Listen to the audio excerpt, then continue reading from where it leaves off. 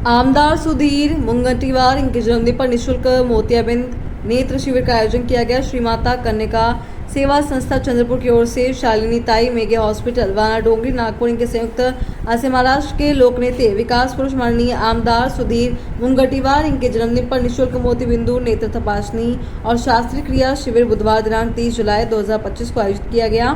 ऐसे बीजेपी के निष्ठावंत कार्यकर्ता अमित दिनांजनी मीडिया के सामने अपना भावुक व्यक्त किया। देखिए पूरी खबर भारत न्यूज 24 पर।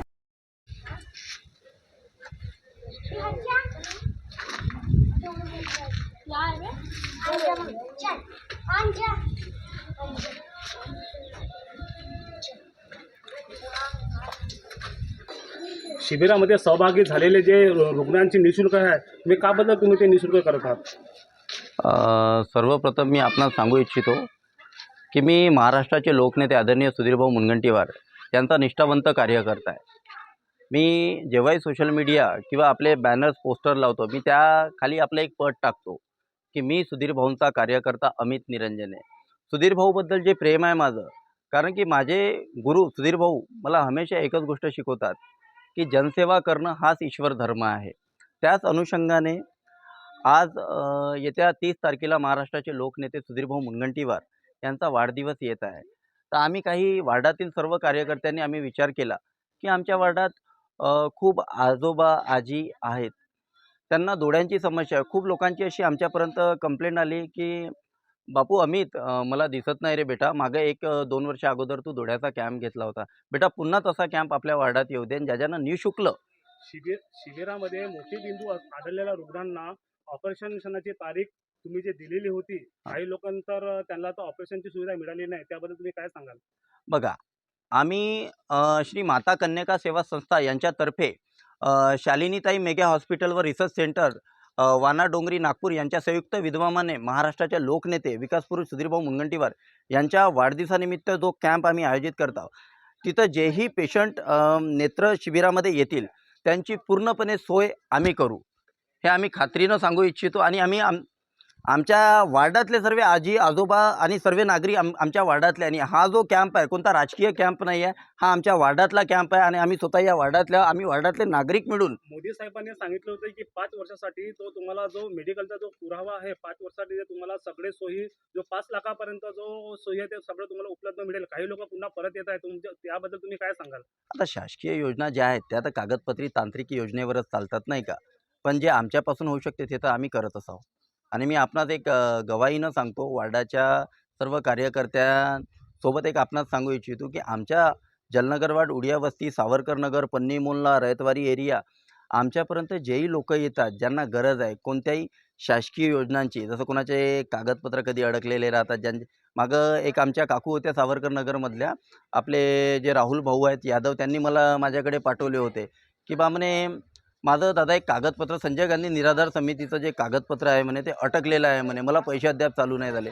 मी त्यांना घेऊन विविध शासकीय अधिकाऱ्यांपर्यंत, तहसीलदारांपर्यंत गेलो आणि त्यांना सांगितलं की बा म्हणलं का बरं अद्याप नाही झालं। आणि येत्या 5 दिवसात मी स्वतः सुधीर भाऊंना फोन लावून ते त्यांचं कागदपत्र करून दिलं आणि आज त्यांना 1500 रुपये हा महिन्याचा भत्ता संजय गांधी निराधारपासून सुरू झाला। तुम्ही तर सांगता की तुम्ही सोबत आधार कार्ड वगैरे सोबत घेऊन या, पण ते सगळे डॉक्युमेंट आणूनही सुद्धा त्यांना रुग्णांना सेवा मिळत नाही, असं का बरं? तुम्ही काय सांगाल त्याबद्दल?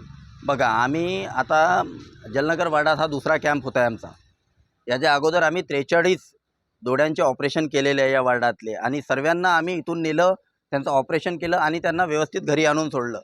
आमच्या वार्डात एकही असा व्यक्ती ज्याचं ऑपरेशन झालेलं आहे, कारण की आमच्याकडे सर्वांचे लिस्ट आणि पुरावे आहे, एकही व्यक्ती असा म्हणत असेल आम्हाला की बा आमची सोय आणि सर्व व्यवस्था बरोबर नाही झाली असेल तर त्याच्यासाठी आम्ही त्या व्यक्तीलाही माफी मागू। पण आम्ही तुम्हाला एक गवाही देतो की आमच्याकडे असा एकही पेशंट नाही आहे की ज्याचं आम्ही व्यवस्थित ऑपरेशन वगैरे केलेलं नाही। सर्वांना ज्यांचे ऑपरेशन केले आज ते आपल्या डोळ्यांनी बघत आहे। आणि आज आता पुन्हा भाऊंच्या वाढदिवसानिमित्त जे नवीन विविध कॅम्प आम्ही करत आहोत त्या माध्यमातून जेही ऑपरेशन करून त्यांची सोय सवलत आम्ही सर्व व्यवस्थित करू। मोतीबिंदू शक्य झालेल्या रुग्णांचे जे तुम्ही येणं जाणं जे करत आहात, काही लोकांना म्हणजे ह्या वार्डातले, तुमच्या सावरकर नगरातल्या ह्या पार्श्वभूमीवरचे किती लोक तुमच्या याच्यामध्ये नजरेमध्ये आढळलेले आहेत? आमच्याकडे आता एक 65 लोकांची नोंदणी झालेली आहे ज्यांना मोतीबिंदू आहे असं त्यांचं स्वतः म्हणणं आहे। चेकअप व्हायचं आहे, जेव्हा आमचा कॅम्प राहील डॉक्टर येतील तिथं नाही का, आणि डॉक्टर जेव्हा चेकअप करून सॅटिस्फाय करतील की नाही यांना मोतीबिंदू आहे, यांना ऑपरेशन करायची गरज आहे, आम्ही अशाच व्यक्तींना नागपूर इथे आम्ही आमच्या बॅनरमध्ये दिलेला आहे ॲड्रेस नाही का, तिथं आम्ही पाठवून त्यांची शस्त्रक्रिया व त्यांचं मोतीबिंदू ऑपरेशन आम्ही तिथं करून देऊ. सुधीर भाऊ मुनगंटीवार यांच्या नावाने तुम्ही आज एक वाढदिवस साजरा म्हणून करत आहात आणि त्या जागी तुम्ही जागे बॅनर आणि पोस्टर लावलेले आहेत, त्याबद्दल तुम्ही काय सांगाल? सुधीर भाऊंच्याबद्दल काय सांगायचं. सुधीर भाऊ आमच्या सर्वांचे, आमच्या सामान्य कार्यकर्त्यांचे मार्गदर्शक आहे व आमचे गुरु आहे. वेळोवेळी जेव्हाही आम्हाला गरज पडली, आपल्याला माहीत असेल की रेल्वेने आम्हाला इतका त्रास दिला होता, आपल्या सर्वांना माहीत आहे, आमच्या वार्डातल्या सर्वांना त्रास दिला होता, तेव्हा या महाराष्ट्रातला किंवा या चंद्रपूर जिल्ह्यामधला एकही नेता समोर आला नव्हता. आपल्याला सर्वात माहीत होतं की हे जे भानगड होती एकदम गंभीर भानगड होती आणि गोरगरीब लोक इथं त्रस्त होते की कोणाचं घर जात होतं, तेव्हा आमचे सुधीर भाऊ, त्यांना आज आम्ही आमचं अधिकारानं छाती ठोकून म्हणतो की आमचे सुधीर भाऊ आहे. सुधीर भाऊ उभे झाले होते आणि सुधीर भाऊंनी गवाही दिली होती त्या तिथं आपल्या जलनगर वाड्यात येऊन की इथल्या एकाही घराला धक्का लागणार नाही, ज्यालाही रेल्वेला गरज असेल त्यांना आम्ही माडामध्ये घर देऊ. म्हणूनच आम्ही भाऊवर प्रेम करतो. आता इतक्यामध्ये खूप एक सावरकर नगरमध्ये एक अफवा फैललेली होती आणि सगळ्यांनी खूप धाकाने घर खाली केलेलं आहे आणि त्यांचं त्या जनतेला काय फायदा मिळाला सुधीर भाऊकडून? मी सर्वप्रथम सांगू इच्छितो की बघा, चोराच्या घरी चोरी करणारा शाव नसतो, हे सर्वांना माहीत आहे. चोराच्या घरी शाव चोरी करतो का? नाही करत. तर हे जे चोर असतात हे यांचं कामच आहे अफवा फैलवणं. कोणी छान करत असेल तर यांच्या पोटात दुखते का? गोरगरीब जनतेसोबत अन्याय करणं हे आजपासून नाही, सदियोपासून चालू आहे. तर मी सर्व सांगतो, मी सर्वांसारखाच आहे आणि आपले भाऊ आपल्यावर सर्वात जास्त प्रेम करतात आणि म्हणूनच इतक्यांदा आपल्यापर्यंत पोहोचतात. आणि मी तुम्हाला सर्वांचा भाऊंचा फोन नंबरही देतो. कधी कोणतीही मदत लागली तर स्वतः वैयक्तिक फोन करून भाऊंना मदत मागा तुम्ही.